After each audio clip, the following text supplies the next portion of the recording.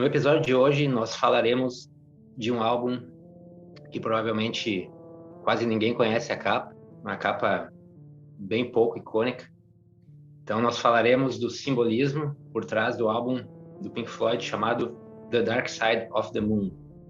Esse álbum foi lançado em 1973, foi gravado no Abbey Road e é o 8º álbum da banda. Esse álbum possui uma temática que aborda questões de desesperos, né, com coisas, com sentimentos profundos do ser humano, né?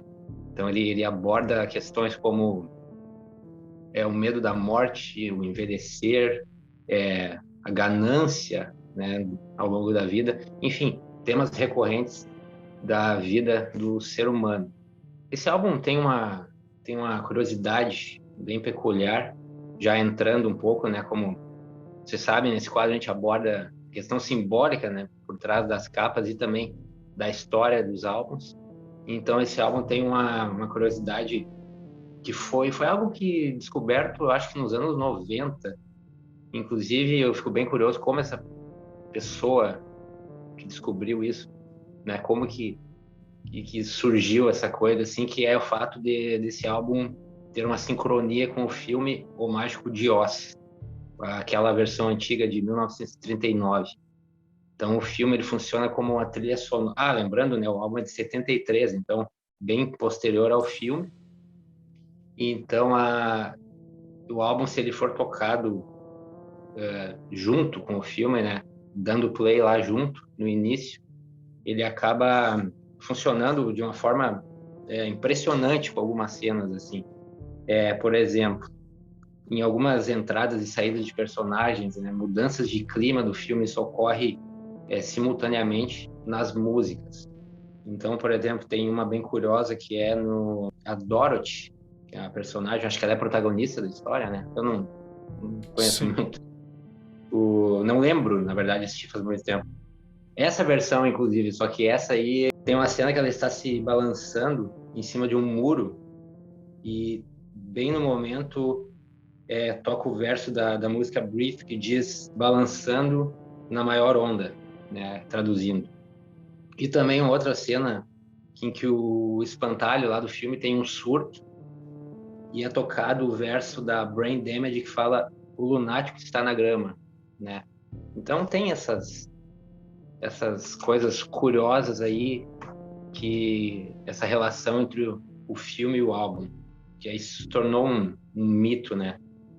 Bom, a banda nega que tenha se inspirado ou que tenha composto as músicas de forma a funcionar como uma trilha, mas vale a pena conferir. Tem no YouTube, eu acho que é Dark Side of the Rainbow, o nome do álbum sincronizado com o filme. Interessante desse álbum aí também é que, na verdade, ele tem 10 músicas, 5 no lado A, 5 no lado B, e as músicas por si só já contam uma história. Pra quem ouvir e prestar atenção, não na letra, mas pode escutar só o som mesmo dos instrumentos, né? Já vai perceber que tá contando uma história, como o João falou, a mudança de clima, a questão de criar uma, uma história mesmo que vai sendo contada, como a gente estava antes do briefing conversando aqui. Esse álbum não possui refrões, né, que é bem interessante, a gente estava conversando sobre isso, né, na maior É, parte das músicas. Como a gente vai falar de simbolismo hoje, acho que é bem interessante a gente já começar a olhar não olhar só a capa da frente, óbvio, né? E tem a capa de trás, então aqui na tela, se vocês notarem, os dois triângulos embaixo, um invertido não, um para cima e o outro para baixo, né? Ou seja, eles são opostos. E como a gente falou lá, para quem já viu o vídeo do Steve Vai, eu vou deixar aqui na descrição em cima depois, o card para quem quiser assistir, sobre os triângulos, o que significa cada um, né? Para cima significa o fogo e para baixo a água, né? Então a gente já nota essa questão da vida, né? A criação da vida e, né, obviamente, a capa não é preta por acaso, né, João? A capa representa o nada, né? O preto é a ausência de cor, como a gente define, né? Que é a ausência do Sim. nada, a ausência da criação. Então, na primeira, até no nome da primeira música, né, é Speak to Me, certo? Speak. É. Então, fale comigo, né? Ou fale para mim, seja. Ou seja, é alguma Uhum. coisa que ele tá pedindo que, né, seja dado o verbo, certo? Começamos aí, né? Exatamente. É. Inclusive, na música, ela é marcada por som de batidas do coração, né? E que tem tudo a ver com a vida ou esse início, né? Início da Então, vida. É como um se fosse um nascimento, né? nascimento, e também nessa música, o que encaminha ali para Breathe, que é a segunda faixa. Na verdade, os sons que estão contidos ali naquele crescendo que tem no álbum é meio que uma síntese do que vem no álbum, porque a gente já tem o relógio da Time, a gente tem a, o canto desesperado da The Great Gig in the Sky, tem um trechinho ali naquele crescendo que entra na primeira faixa de fato, né? Speak to Me, ela tem como se fosse uma pequena amostra do que está por vir, né? Exatamente. E pensando dessa forma no álbum também, como um todo, né? Eu acredito que a segunda parte é a parte mais terrena, né? É mais pessoal do personagem, das personagens, até porque se for tratar o álbum como a história do Mágico de Oz, na verdade a história do Mágico de Oz é sobre perturbações mentais, né? Se a gente for ver, cada Sim, personagem é uma perturbação. E é interessante que nesse álbum eles falam que estavam cansados de fazer letras que as pessoas não entendiam, era muito impessoal, né? E eles resolveram fazer as coisas mais pessoais nesse álbum. É uma das características. Só que mesmo assim, né? Pink Floyd é Pink Floyd, né, gente? É um triângulo na frente da capa e para cima e um triângulo para baixo da outra, né? Que é isso, né? exatamente. Eu já vou entrar nessa parte dos triângulos aí, porque só aí eu acho que tá, né, um dos símbolos mais que chamam mais atenção, né, que mais realmente traduzem, né, o sentido. Mas sobre as partes do álbum, a gente pode fazer um paralelo que a gente estava conversando antes sobre isso, que a primeira parte, até The Great Gig in the Sky, que é uma música que, inclusive, em estúdio, que é aquela performance que eu acho fenomenal da Claire Torrey, né, da cantora que gravou. Acho que o Roger Waters pediu para ela, provavelmente foi ele, porque ele era a mente por trás, né, de todas essas ideias, assim, pediu para ela pensar em morte e desespero, né, em coisas, né, justamente esse sentimento de desespero perante a morte. E se a gente for analisar a música anterior, a Time, ela fala sobre envelhecer, basicamente, né? É o tempo, né? O time, e a letra, ao longo da letra, aquela questão de tu envelhecer. Então a gente tem o nascimento, a Speak to Me, Breathe, que é respirar, talvez aquela Uhum. coisa que tu sai, tu nasceu nesse O, mundo, aí o sopro da vida, né? o sopro É, da vida também, e perfeito. On the Run, Time, The Great Gig in the Sky são esse ciclo da vida até a morte exato. e depois problemas mais. Aí vem a Money, então já dá É, outra cara pro álbum. Mas enfim, exato, daí. exato. Eu acho que o álbum é tão interessante de falar nas músicas, muito mais nas músicas, elas dão muito mais característica para cada parte, aquela parte da criação mesmo, daquela parte mais filosófica, né, dessa parte mais mística, e a segunda é mais pessoal, né, aqueles problemas sérios que o ser humano passa. Eu acho que esse álbum é tão interessante e ainda tão místico, né, mas não tão místico porque é o nosso dia a dia, né, é o que a gente vive. E se a gente olha pra capa, a gente vê o arco-íris, que o João vai falar um pouco. E se a gente olhar aqui na tela, na parte de baixo, na direita, tem o arco-íris com entrando por trás do triângulo para cima. E tem um cordão ligando ao outro triângulo para baixo, né? E está saindo também. Na verdade, não está saindo, né? Pode ver que a parte de baixo, o arco-íris não entra no triângulo, né? Isso que é interessante. Uhum. Já no primeiro, sim, entra, né? Então é tudo uma questão de dualidade, né? Já vou adiantar a minha parte aqui, da minha parte, né, de falar dessa parte de triângulo que eu e o João combinamos aqui, é que o fio do meio é o chamado fio de prata, né? É o fio da vida, da ligação.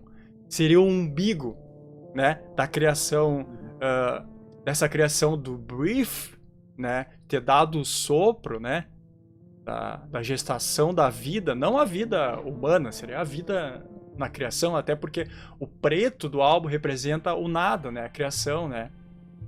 Se a gente for... a gente não quer se esticar tanto nesse álbum, mas se a gente pegar Gênesis, dá pra entender a Gênesis nesse álbum aí, né, dá pra começar a pensar dessa maneira, né, a Gênesis da Bíblia.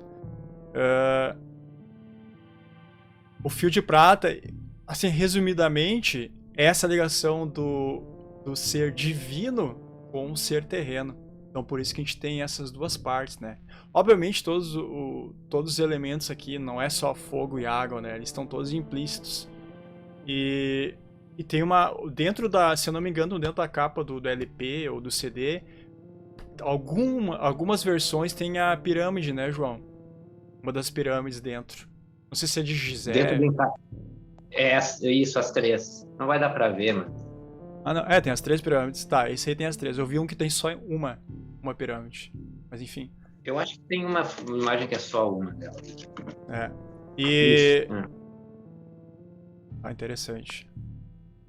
O que representa nada mais, nada menos que a sabedoria do Egito, né? É onde está a nossa sabedoria mais forte, mais registrada, né? A mais confiável até hoje, o que a gente tem.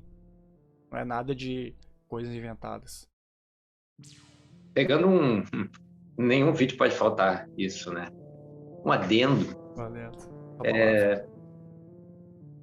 Muito bem dito aí, né, Michael, que tu comentou sobre o Gênesis, né? Então, pegando um gancho, então, dessa parte da capa aqui das trevas, havia trevas sobre a face do abismo, né? Está logo no início, ali no Gênesis. Então, antes da manifestação, né, haviam trevas, né? Então, se a gente for analisar aqui, então tem as trevas e a manifestação seria a manifestação primordial, ou o raio da criação, o raio primordial, enfim, de várias formas de interpretar, está aqui, né? Nesse raio aqui que está entrando aqui no triângulo, né? Ou no prisma. Então, a gente tem o 1 aqui, que seria o nada, o 1, que se dividiu em 3, e a partir que é simbolizado pelo triângulo, né? Aquela coisa da unidade, da trindade, né? O 3 em 1. Enfim, toda aquela simbologia da trindade, a gente pode, como sempre, né? Olhar aqui. E dela parte a criação, que é representada pelo arco-íris, que também representa o número 7, né?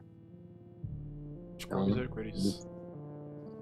a gente tem as 7 cores aqui, que representa a criação, representa o mundo, né, basicamente. Então a gente tem uma alegoria sobre a criação, né, na capa desse álbum aqui, sendo bem resumido. É um simbolismo da criação aqui. E sobre a questão do triângulo para cima e do triângulo para baixo, a gente também tem uma máxima aí, né, que é um símbolo. A gente pode pensar, na verdade, são vários símbolos que né, possuem essa característica, mas é também aquilo do que está em cima como que está embaixo, né? Perfeito. Também, né, do plano superior, inferior, enfim. E só para complementar o que tu tá falando, João, se a gente colocar um triângulo em cima do outro, a gente vai ter todos os elementos, né? Vai ter a estrela de Davi, que seja, né, mano? Para quem conhece, ou o hexagrama, né? Vai representar todos os elementos, né? Para quem não sabe, a água e o fogo são os elementos que geram todos os outros, é interessante isso, né? Então eles contêm todos os elementos. Esses dois elementos contêm tanto o ar, né, quanto a terra. Tanto que eles são contrários um dos outros, né? Opostos. E tanto que o símbolo dos outros justamente vem dessa união desses triângulos, né? Exato.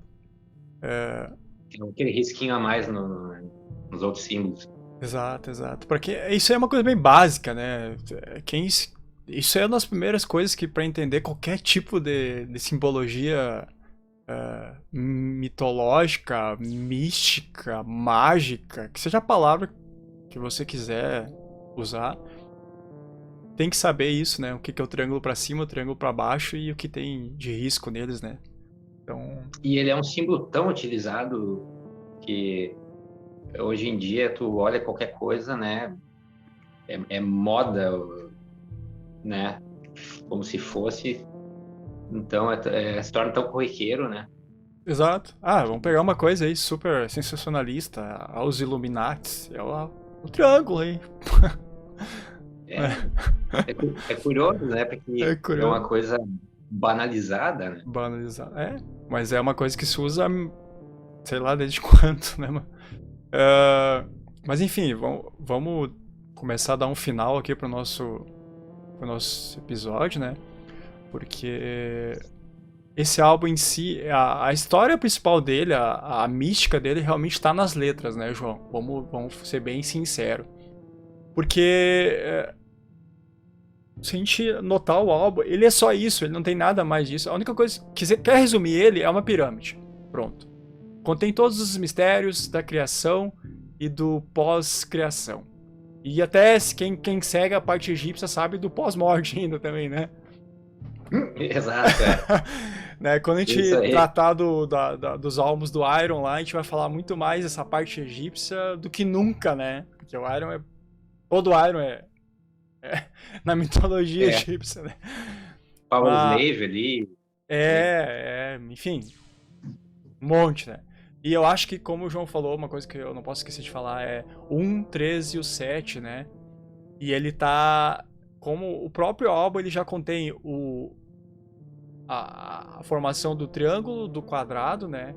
E do círculo, né? Não podemos deixar de falar isso. Sim, se trata da capa em si, a capa material e o disco, né? E para quem tem um disco, tem alguns discos que tem o triângulo dentro e tem tipo o olho no meio, né?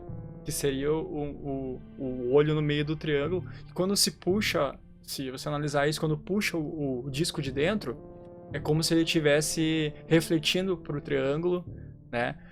Toda aquela criação, todas as músicas, né? Toda aquela criação foi reverberada pro triângulo, né? Então, cara, é de viajar. Por isso que o Pink Floyd é tão rico essa questão, né? Não só nas letras, mas na questão simbólica, né? Nesse álbum, principalmente, né? Perfeito. E como tu falou lá no início, também, não para se alongar, até porque a ideia não é falar sobre o aspecto musical, apenas a parte que acaba, né, complementando essa questão do simbolismo, mas ele é um álbum, claro, isso não é uma característica exclusiva desse álbum, enfim, mas as músicas elas são emendadas, né, como se fosse assim num ciclo, assim, ou seja, ele começa, ele se desenvolve, né, ele é uma obra conceitual, então ela tem toda uma unidade orgânica, né, ele é um início, um meio e um fim da história, não bem um fim, né, não tem um fim. Ele tem toda essa narrativa, assim, que ele é um álbum que ele deve ser escutado. Bom, todos os álbuns devem ser escutados do início ao fim, mas esse principalmente. Esse principalmente, com certeza. Do início e até o fim, né? Eu acho que pra gente ir terminando, João, eu vou falar de uma coisa que eu tinha percebido, até a gente não falou, mas a primeira parte realmente é dessa criação mais pra fora, né? Mais... como é que a gente fala? Bom, eu não sei a palavra agora, me esqueci. Mas aquela criação pra fora, né? Aquela criação de se ver, aquela coisa de ver não o ego, mas tu ver o de fora. Já o lado B é todo egóico, né? É todo pra dentro, né? Então a gente tem ali a Money, Us and Them, Any Color You Like, Brain Damage e Eclipse, né, cara? Então, o eclipse a gente já sabe que é o The Dark Side of the Moon, né? Enfim, que é a parte... The Great Gig in the Sky é a parte aquela de olhar pra cima, né? O eclipse já não é mais de olhar pra cima. O eclipse é a cobertura da luz, né? Então Isso. É bem interessante ver essa parte. A money por si só é correr atrás da grana pra viver. Ganância, Ganância. É aquilo que a gente falou lá.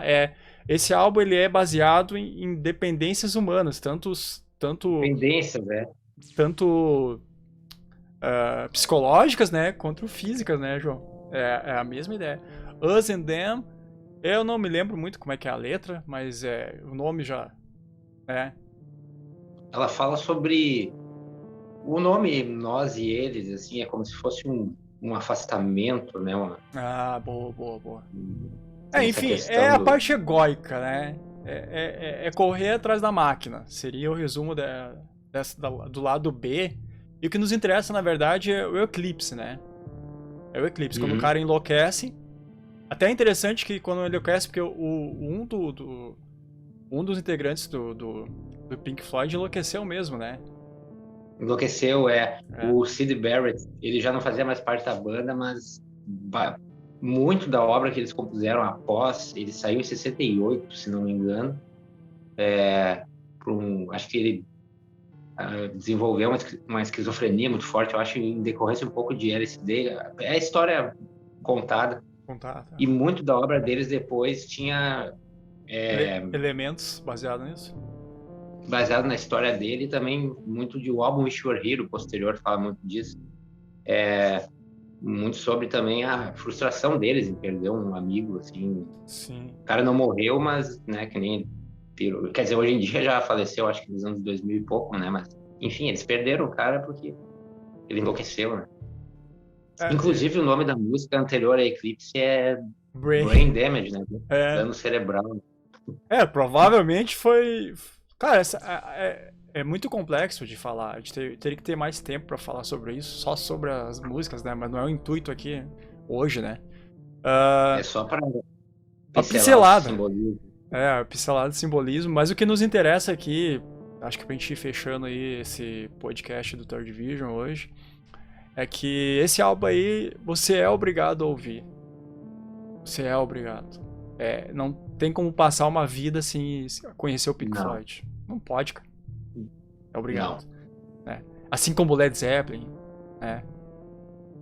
Então, é tudo obras conceituais, é interessante. Tanto o LED quanto essa é conceitual. Né? Tudo que tem símbolo é conceito. Tem uma carga ali, né? É tudo carregado de um simbolismo que expressa nada mais, nada menos que ideias humanas. No caso desse álbum aí, expressa a criação, né? Da criação ao eclipse, né? A subjugar, talvez, a luz de alguma maneira, né? Que é o que o ser humano sempre quer fazer, né? Então... Não, total. Eu acho que é mais ou menos por aí, né? Se alguém tiver mais alguma ideia comenta aí embaixo nos comentários, deixa alguma coisa que também acrescente, né? Que tenha notado, que achou interessante, que já ouviu em algum lugar, né? E claro, aproveitando o gancho aqui, não esquece de deixar o like, não esquece de compartilhar, né? Toda aquela coisa de sempre. Toda aquela coisa. Importantíssimo. Da minha parte, eu acho que é isso, né? Da minha também. Até poderia falar muito mais, assim, né? Estender sobre outras questões, mas acho que o legal é só instigar um pouco e trazer um pouco aí do simbolismo. Né? Então tá, eu acho que é mais ou menos por aí. Eu me despeço aqui. Se cuidem aí e até o próximo episódio. Isso aí. Até o próximo. Falou.